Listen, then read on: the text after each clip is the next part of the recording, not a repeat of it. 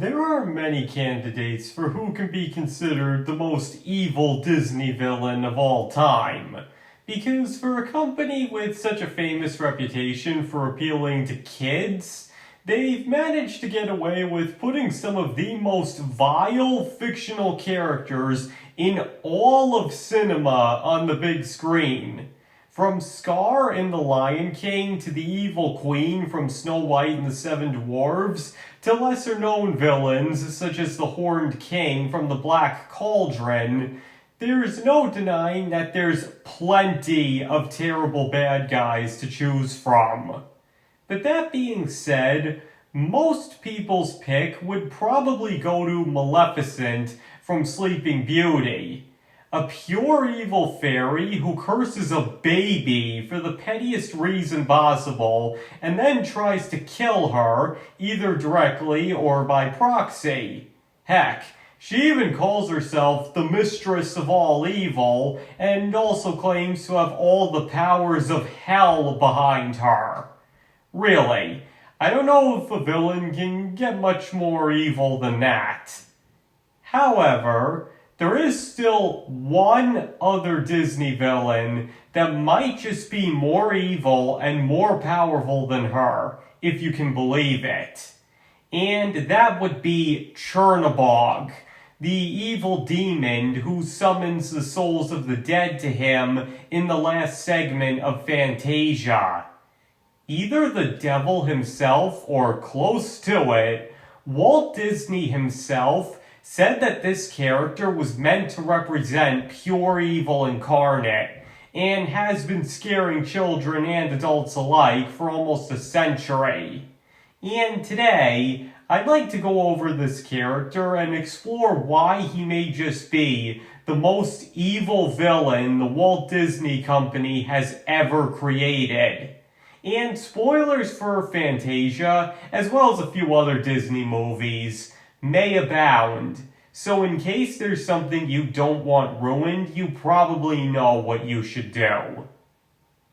Okay, so just to start off simply, for those of you who don't know, Fantasia famously ends with the Russian composition Night on Bald Mountain, which depicts a monstrous gray being coming out of the top of the mountain and summoning ghosts and demons to him, using them as his playthings before the rising sun ultimately forces him into retreat once more. Now, one might be under the impression that this creature is meant to represent the devil himself, and is indeed even referred to as Satan in the introduction before the composition is performed, but in official Disney media, he is named and referred to as Chernabog, which means black god in Slavic. Now, the thing is, because of this, many have debated over the years as to what exactly Chernabog is meant to represent. Again, the animators were instructed by Walt Disney to create a character that was the epitome of all evil, but who he actually is something that has never been fully confirmed. And what also doesn't help is that Walt Disney himself flip-flopped on this point in several interviews, where he sometimes referred to Chernabog as the Disney version of the devil, and other times just referred to him as an extremely powerful demon. And what also doesn't help this debate is that the name Chernabog actually has its roots in pagan religions, and similarly being a powerful, pure evil being. Now, some believe that this indecisiveness regarding the character was because Walt Disney ultimately realized the ramifications of depicting the devil himself on screen, and decided it would be better if he was considered his own entity. Because for a few years after its release, there was some controversy around the character of Chernabog that somewhat subsided after Disney had the name Chernabog copyrighted and started referring to him by that name whenever he talked about him. But these days, The general consensus seems to be that Chernabog is either an insanely powerful demon, or that he is indeed the Disney equivalent of the devil. But that still hasn't stopped other people from coming up with their own theories as to who or what the character is. Especially if you read into certain things Walt Disney vaguely implied about him in interviews, which led some people to believe that Chernabog did something so horrible that he was imprisoned in Bald Mountain by God and can only come out on a single night to do his dirty deeds. And there are also others who simply believe that Chernabog is meant to be a demon to make the audience question what the devil, an entity even more powerful and evil than him, could truly be capable of. But regardless of who exactly he's meant to be, there's no denying that he is indeed pure evil, just as Walt Disney envisioned him. He may only have about 10 minutes of screen time in the entirety of Fantasia, but apart from Mickey Mouse himself, he may just be the most memorable character in it. Because pretty much that whole 10 minutes is dedicated to showing just how evil and powerful he really is. And it's honestly a very scary sight to behold. Seriously, the animators did not hold back on the imagery here. This is something you never see the company doing nowadays. So the point is, whether or not he actually is the devil, I think it can be pretty safe to assume that he may just be the most horrible, evil, and powerful thing to ever grace the screen in a Disney movie.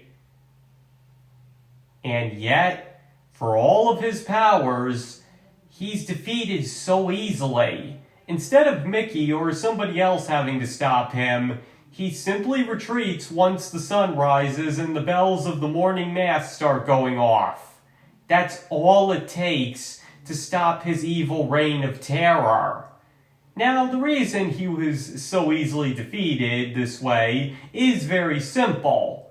Playing off of the extremely religious subtext of the segment, his downfall is meant to show very plainly that even the most evil and powerful of demons on Earth are absolutely nothing compared to the power of God. The moment his presence is felt, Chernabog is physically pained and is so quickly overwhelmed that he's forced into retreat, having absolutely no power against him. And then the segment concludes with a depiction of morning mass, making the message very obvious to the viewer that the power of God is so powerful that even the most powerful evil out there is weak and defenseless against it. And after all the horrifying things Chernabog was shown doing, that is a pretty comforting thought to leave the viewer with. But that isn't a message that's exclusive to Chernabog either. In fact, pretty much all Disney villains are taken down in a fashion resembling that, if not usually with the religious imagery attached. Especially the likes of Maleficent, who's stabbed in the heart with the sword of truth and is painfully banished from the mortal realm forever. Even with all her powers, she simply had no defense against something so pure and good. And I could of course state plenty of other Disney villains whose defeats were similar, but I think I'll just leave it there. The point is, Chernabog's simple defeat does nothing to take away from the fact that he's a powerful, evil abomination, and certainly not somebody you'd want to spend your afterlife serving. And that's another thing to consider as well, because if Chernabog really is meant to be the Disney equivalent of the devil, then that technically makes him responsible for all the evil that happens in every Disney movie. Heck, he might even be the all-evil Maleficent claims to be the mistress of. But of course, all of that is just speculation, nothing more, and we're trying to go only by what's directly known. But believe me, that is still enough. Seriously, I don't think anybody can watch Fantasia and not concede that Chernabog might just be the most evil, powerful, and terrifying villain Disney has ever put in a movie. Again, he may not be on screen for more than 10 minutes and not utter a single word, but he doesn't need to. Because there are just some forms of evil in this world that are so vast and terrifying that it evokes a primal, unexplainable fear in people that no other kind of evil can. And Chernabog may just be the one and only time that Disney ever succeeded in depicting that on screen.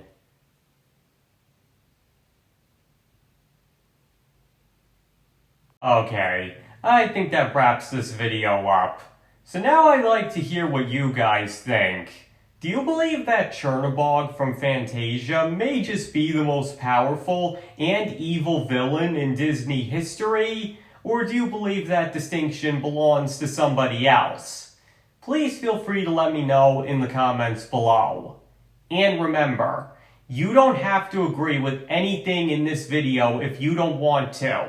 You can have any opinion you want on this and think I'm dead wrong if you so choose. And I nor anybody else can tell you you're wrong. And thank you all for watching.